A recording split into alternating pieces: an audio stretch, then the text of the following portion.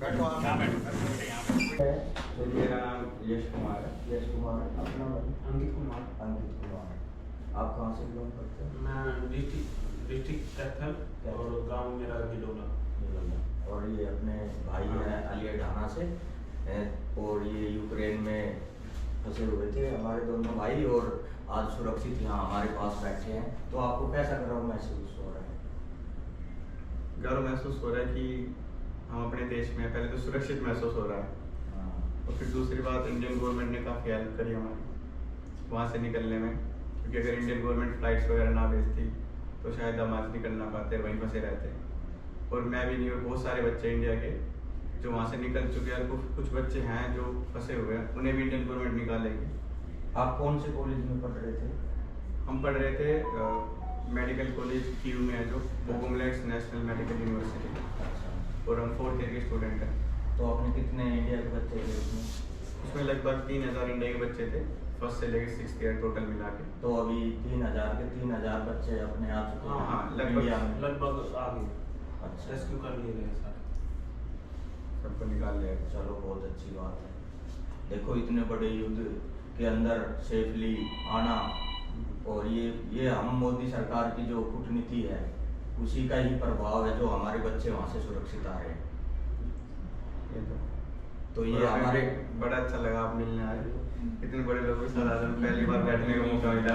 ये हमें सौभाग्य मिला कि हम आपका यहाँ आपसे मिलने आए, आपके मार्गदर्शन के लिए हमारे आपके दर्शन हुए बाहर पढ़ रहे हैं। बड़ा अच्छा लगा कि आप सब आए मिलने स्पेशली।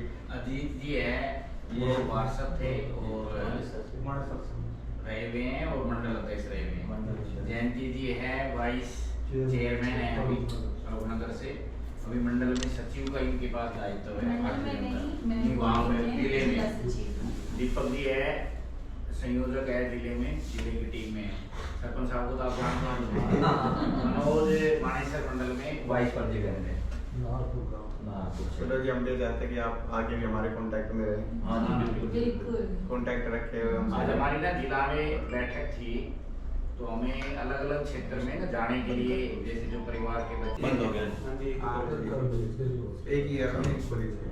अच्छा, हम साथ निकले थे 6 बच्चे, फिर एक बंदा गुड़गांव का था, एक नोएडा का था, एक वहाँ का था इधर का झुंझुनू का, उसे मैं अभी सुबह छोड़ा उसको। अच्छा। हाँ, तो कितने बच्चे साथ में? हम 6 बच्चे निकले थे वहाँ से, तो सब चले गए लगभग, तो बस इसे छोड़ गया। बॉर्डर तक पहुंचने में आपको, जैसे वहां से चले थे बॉर्डर तक पहुंचने में कितना समय लगा? हम निकले थे लगभग, पहले एक सिटी थी, जैसे ट्रेन से निकले, उसके बाद एक सिटी पड़ती इवानो, है ना, तो वो लगभग 6-7 घंटे का वहाँ से सफर था उस सिटी तक का। वो सिटी बॉर्डर के पास है। उसके बाद हमने वहाँ की जो यूनिवर्सिटी थी ना, उन्होंने बस अरेंज करा रखी थी, उनकी बस के थ्रू फिर हम बॉर्डर तक गए थे, 400 किलोमीटर और आगे। फिर बस ने हमें छोड़ दिया था 8 किलोमीटर लगभग पीछे, 7-8 किलोमीटर। फिर वहाँ से 3-4 घंटे हम पैदल चले, फिर हम बॉर्डर क्रॉस, 3 घंटे हम बॉर्डर पे भी रहे। बॉर्डर पे काफ़ी बच्चे थे, भीड़ वगैरह थी, तो फिर वहाँ से भी 3-4 घंटे हमें क्रॉस करने में, तो ये लगभग टोटल 16-17 घंटे लगे टोटल। तो बॉर्डर पे जो वहाँ के प्रशासन जो मिला था आपको, उन्होंने मतलब कोई आपको हर चीज प्रोवाइड कराई? हाँ, इंडियन एम्बेसी टच में थी उधर। अच्छा। और जैसे कैंप में आ रहे थे बीच में, और शेड्यूल के हिसाब से हमें लेके जा रहे थे एयरपोर्ट के लिए, कि जो स्टूडेंट पहले आए उनको लेके जा रहे हैं, फिर हमारी बारी रही। तो आपको अब की बार थोड़ा सा महसूस हुआ मोदी सरकार ने जो कदम उठा रहे हैं अपने देश के बच्चों को लाने में, इस तरह से?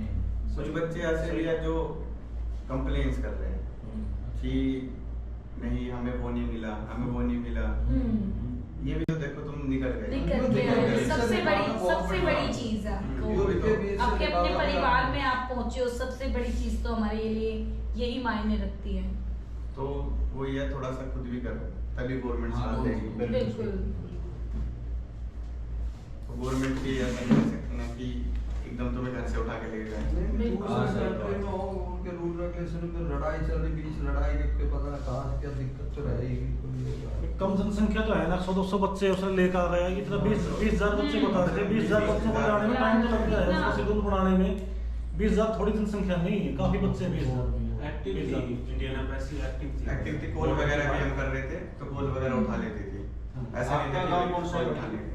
मेरा डिस्ट्रिक्ट है कैप्टन से और फिर जिडोला गाँव में ड्राम के पास। तो अब सीधा यहीं आए गुड़गांव में ही। हाँ एयरपोर्ट से तो अभी जैसे आपके साथ वहाँ हरियाणा के और भी छात्र रह रहे थे, तो उनसे संपर्क है आप लोगों का, या आपके वहाँ कॉलेज के सभी बच्चे आ गए?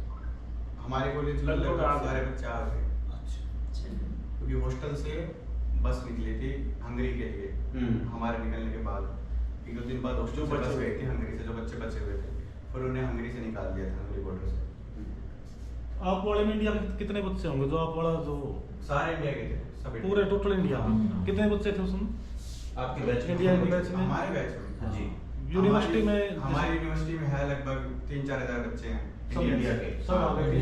लगभग सब निकल गए। और अपने हरियाणा से कितने थे? हरियाणा से तो होंगे 100 बच्चे होंगे, 100-150 बच्चे होंगे। वो तो इंडिया की होगी ना, 3-4 हजार बच्चे हाँ, इंडिया हाँ, की पूरी इंडिया की। यूनिवर्सिटी निकालनी। हरियाणा से कम ही जाते हैं। शेष निकालनी बहुत बड़ी बात बहुत है। बड़ी बात। हरियाणा से 1-2 साल पहले ही जाने लगे। हम करते थे बच्चे, और कुछ बच्चे थे जो पहले निकल लिए थे, फिर करा गए। कुछ बच्चे जो फंस गए थे, क्योंकि एकदम से काफी दोस्त थे मेरे जिनकी 24 को टिकट थी, फिर एकदम से अटैक हो गया तो कैंसिल हो गई। फिर वो 200-300 बच्चे इंडियन एम्बेसी में स्टे करा था उन्होंने 1-2 दिन, फिर उसके बाद वो भी खुद से निकल लिए थे। वैसे एडवाइजर पहले कर दिया था ना भाई, आप निकल तो जरूर एडवाइजर एक प्रॉपर एडवाइस नहीं थी अच्छा। कि भाई तुम इमीडिएटली लीव करो कंट्री को।